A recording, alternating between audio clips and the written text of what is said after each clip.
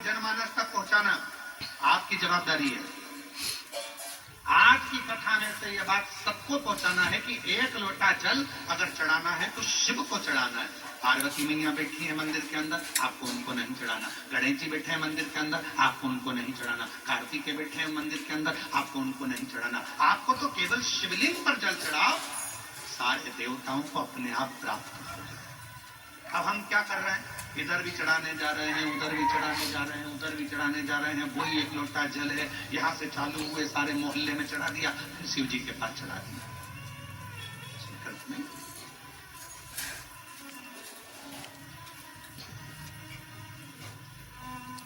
आडंबर में नहीं पड़ना, ढोंग ढकोसले में नहीं जाना। किसी भी आडंबर में जाने की जरूरत नहीं है। एक लोटा जल, जम के बोलो सारी समस्या। अब तुम जो आधा दूरा चढ़ा रही हो उसका क्या करें? उसका करें क्या? तुम बताओ उसका हिसाब क्या कैसे लगाया जाए? और ईमानदारी से बोलना, दिल पे हाथ रख के, गलती तो करी है। पता आज तुम चुपचाप बैठे हो, चुप बैठे हो, जरूर कोई बात है।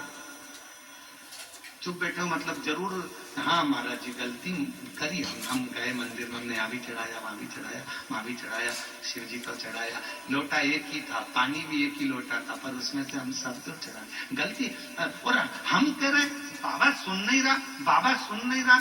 अरे ध्यान रखो, पति पत्नी से फोन पर जब बात करता है और पत्नी अगर कहीं पर भी अपनी मन को लगा कर रखती है, या पति अपने मन को यहाँ वहां दुकान पर लगा कर रखता है, तो पत्नी बात करते करते भी फोन पर कह देती तुम्हारा दिमाग ठिकाने है। बोलो बोलो, सही है कि गलत है? पत्नी फोन पे बात कर रही है माँ कैसे, और पति बात कर रहा है, और वो दुकान पर तुम बैठे थे और तुम्हारा ध्यान ग्राहक में भी है, काम में भी है, इसमें भी है, उसमें भी है, लैपटॉप पर लगा है। पत्नी फोन पे बात कर रही, तो आखिरी में पत्नी कह देती है मैं रात को बात कर लूंगी, तुम्हें जो काम करना कर लो, मैं जानती हूँ तुम्हारे पास बात करने की फुर्सत नहीं है मेरे लिए, मैं जानती हूँ तुम्हारा दिल नहीं है मेरे से बात करने का, तुम्हारा मन नहीं है मेरे से बात करने का। बोलो ईमानदारी से, लड़ाई होती कि नहीं होती? झगड़ा होता है कि नहीं होता? इसी बात पे झगड़ा होता है कि कम से कम मेरे से 10 मिनट बात कर रहे हो, दिन भर बात नहीं कर रहे हो, 15 मिनट भी बात नहीं कर रहे हो, कम से कम 5 मिनट बात कर रहे हो, तो कम से कम मेरे होकर तो बात करो। मेरे से बात करना है तो जितनी देर मुझसे बात कर रहे हो मेरे तो हो जाओ। उसी तरह अगर तुम एक लोटा जल लेकर जा रहे हो तो सबके क्यों हो रहे हो? एक के तो हो जाओ, और एक के हो गए तो सबके होगा।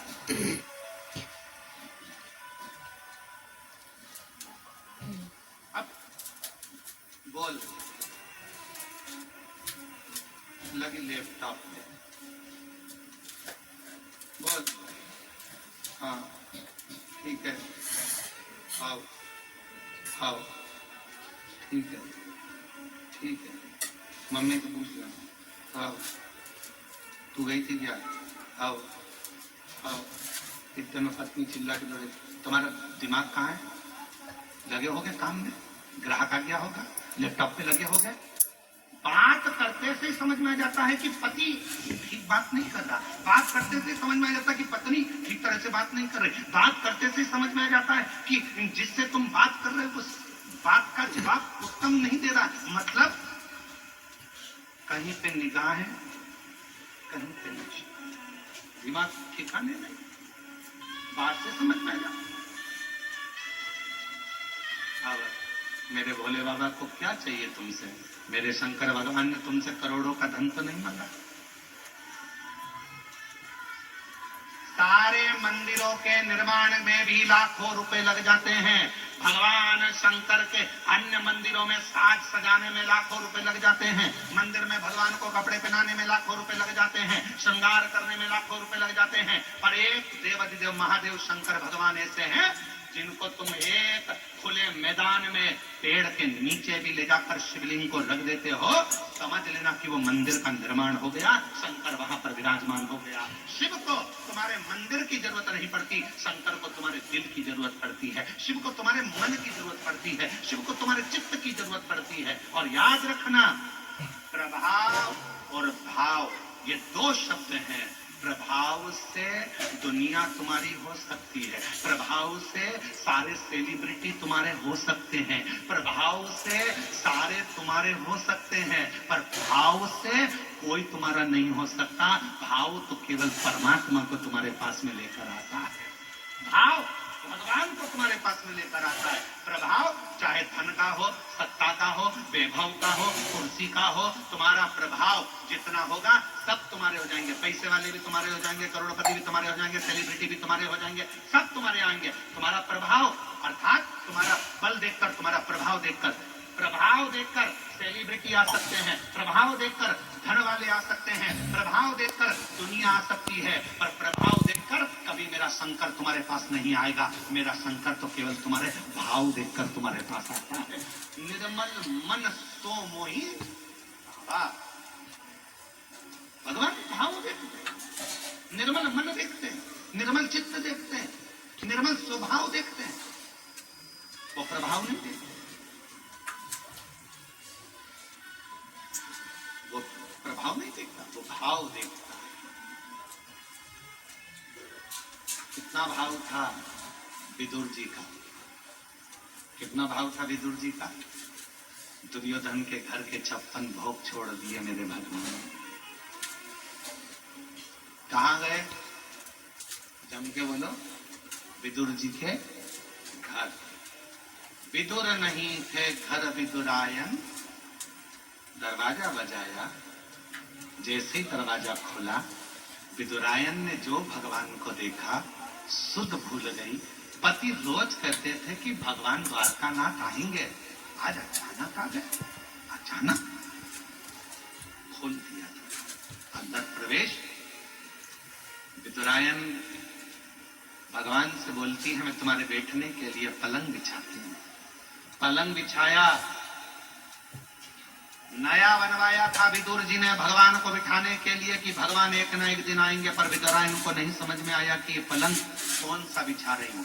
नया पलंग पास में खड़ा रह गया और जिस पलंग की रस्सी को, निवाड़ को चूहे ने 14 जगह से काट दिया था, जिसकी रस्सी पूरी कटी हुई थी खटिया की, पलंग की, वो पलंग विदुरानी ने बिछा दिया।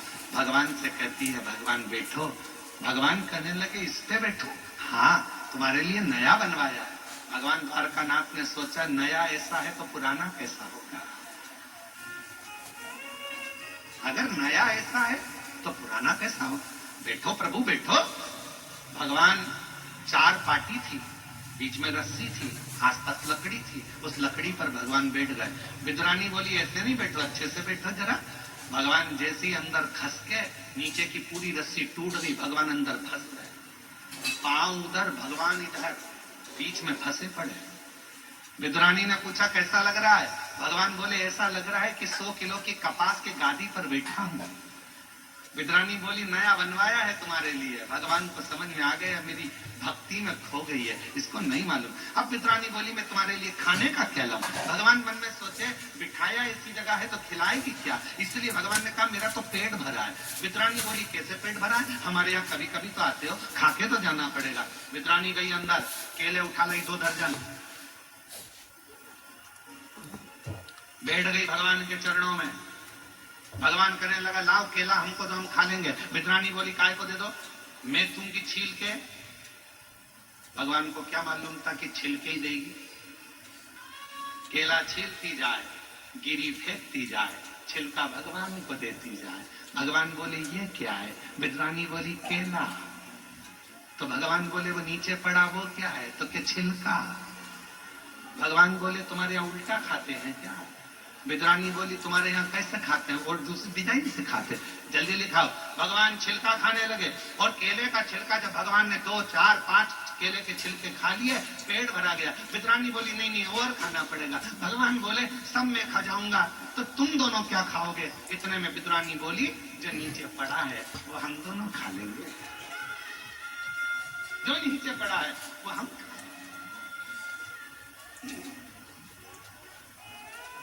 विदुर जी आ गए। विदुर जी ने देखा केले के छिलके भगवान को दे रही है विदुरायन। विदुरायन भूल गई, सुध नहीं थे। भगवान अगर प्रभाव देखकर जाते कि कौरव के यहाँ सत्ता है, कौरव के यहाँ धन है, कौरव के यहाँ वैभव है, अगर भगवान चाहते वैभव देखकर प्रभाव देखकर जाते तो कौरवों के यहाँ जाते, दुर्योधन के यहाँ जाते, विदुर जी के यहाँ नहीं जाते। विदुरानियों के यहाँ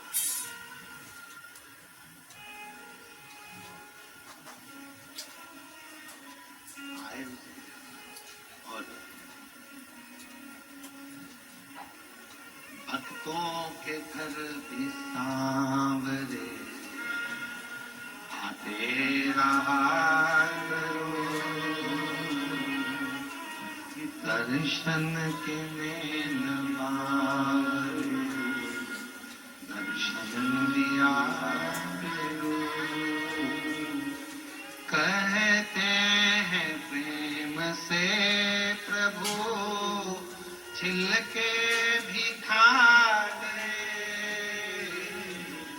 कहते हैं प्रेम से प्रभु छिलके भी खा गए, कहते हैं प्रेम से प्रभु छिलके भी खा गए। शबरी के झूठे बेरी खाते रहा करो, शबरी के झूठे बेरी खाते रहा करो। दर्शन के मारे दर्शन दिया करो, दर्शन के पावे दर्शन दिया करो। तो आते रहा करो, दर्शन के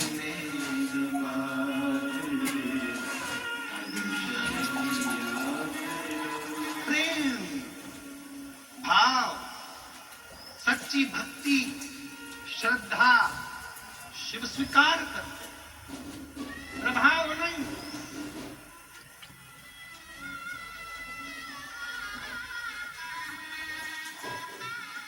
कितने करोड़पति हो अपनी जगह पर हो, कितने धनपति हो अपनी जगह पर हो, कितने सत्तापति हो अपनी जगह पर हो, क्या पद है तुम्हारे पास अपनी जगह पर हो।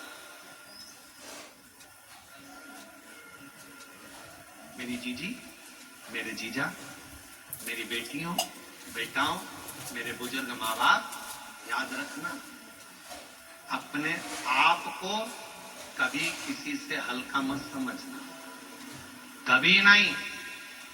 और ना अपने आप को किसी की बराबरी करना कि मैं उसके जैसा हूं, मैं उसके जैसा हूं, मैं उसके जैसा हूं, उसके जैसा नहीं।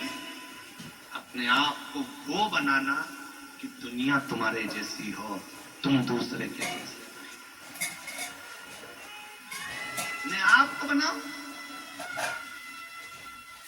भगवान देवादिदेव महादेव ने जन्म दिया है आपको पृथ्वी पर संसार सागर में, तो कमजोर बनाकर नहीं भेजा, कमजोर नहीं।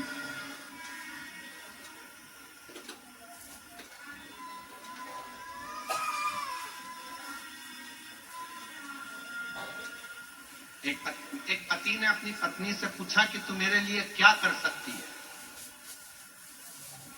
पति ने पत्नी से पूछा तू मेरे लिए क्या कर सकती है। पत्नी बोली मैं तुम्हारे लिए पूरी दुनिया से लड़ लूंगी, तुम्हारे लिए मैं पूरी दुनिया से लड़ लूंगी। पति ने फिर कहा मेरे से क्यों लड़ती है, दुनिया से लड़, मैंने तेरा क्या बिगाड़ा। तो पत्नी बोली मेरी दुनिया तुम ही हो, मेरी दुनिया इसीलिए मैं, बोलो जम के, इसीलिए मैं, अरे बोलो तो, इसीलिए मैं तुमसे लड़ती हूँ क्योंकि मेरी दुनिया तुमसे।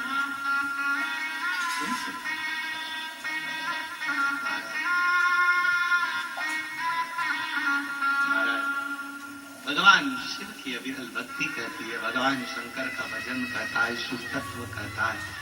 शंकर भगवान की अविरल कथा कहती है, शिव को तुम प्रभाव से नहीं रिझा सकते, शिव को तुम दिखावे से नहीं रिझा सकते, शिव को तुम ढोंग और ढकोसले से नहीं रिझा सकते, शिव को तुम बहुत बाल बढ़ा लो, चंदन लगा लो, माला पहन लो, कपड़े बदल लो, ये बदल लो, वो बदल लो, कपड़े बदलने से भी शिव नहीं मिल सकता। शंकर भगवान को पाने के लिए कपड़ा बदलने की नहीं, कलेजा बदलने की जरूरत है। शिव तुम्हारे सामने आकर प्रकट। माला मत पकड़ो, भले ना पकड़ना हो तो मत पकड़ो, पर अपने मन में सुविचारों को, अच्छी सोच को, अच्छी दृष्टि को पकड़ करो, अच्छी सोच।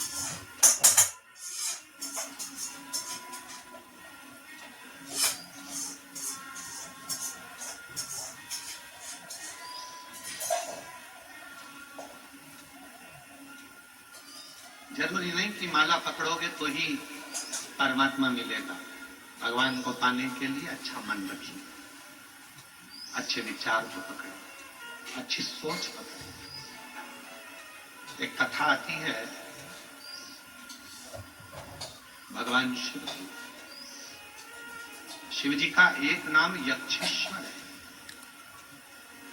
जम के बोलो क्या नाम है? यक्षेश्वर महादेव। कौन से महादेव?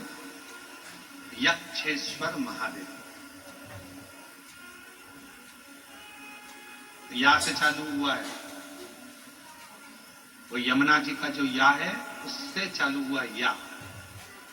फिर से बोलिए, कौन सा महादेव है? यक्षेश्वर। शिव का एक नाम है, भगवान शंकर का एक स्वरूप है यक्षेश्वर। भगवान शंकर कब प्रकट हुए? यक्षेश्वर रूप में। किस समय प्रकट हुए भगवान यक्षेश्वर स्वरूप में? कब आए भगवान? शिव महापुराण की कथा कहती है। एक बार शिव महापुराण की बड़ी सुंदर प्रसंग में वर्णन मिलता है कि एक बार वायुदेव को थोड़ा सा अहम और महाराज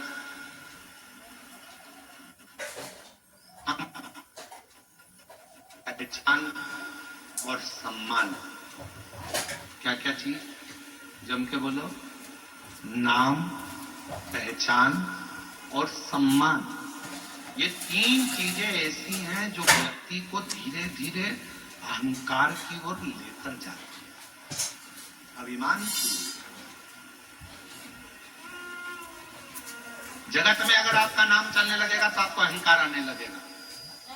दुनिया में आपकी सबसे पहचान होगी तो आपको अहंकार आने लगेगा। हर जगह पर यदि आपका सम्मान होगा तो आपको अहंकार आने लगेगा।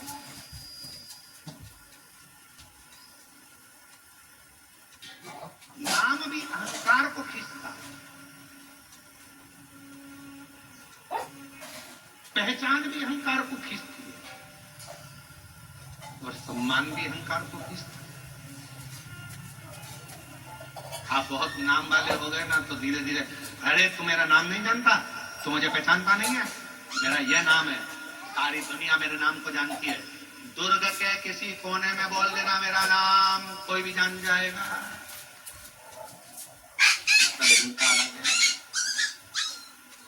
फिर किसी ने कहा, तुम पहचानते नहीं हो, मैं उनकी बहन हूं। तुम पहचानते नहीं हो, मैं उनका रिश्तेदार हूं। पहचान आ गई मतलब अहंकार भीतर समाहित हो गया। फिर आया सम्मान। आप लोगों को मालूम होगा शंकर भगवान के ससुर दक्ष प्रजापति का सिर क्यों कटा था? जरा सा सम्मान का भाव आ गया था। सभा लगी थी, उस सभा में सारे देवता बैठे थे, सब आ रहे थे, सबने प्रणाम करा दक्ष प्रजापति को, पर प्रणाम नहीं करा तो शिव जी ने नहीं करा। दक्ष प्रजापति को क्रोध आ गया।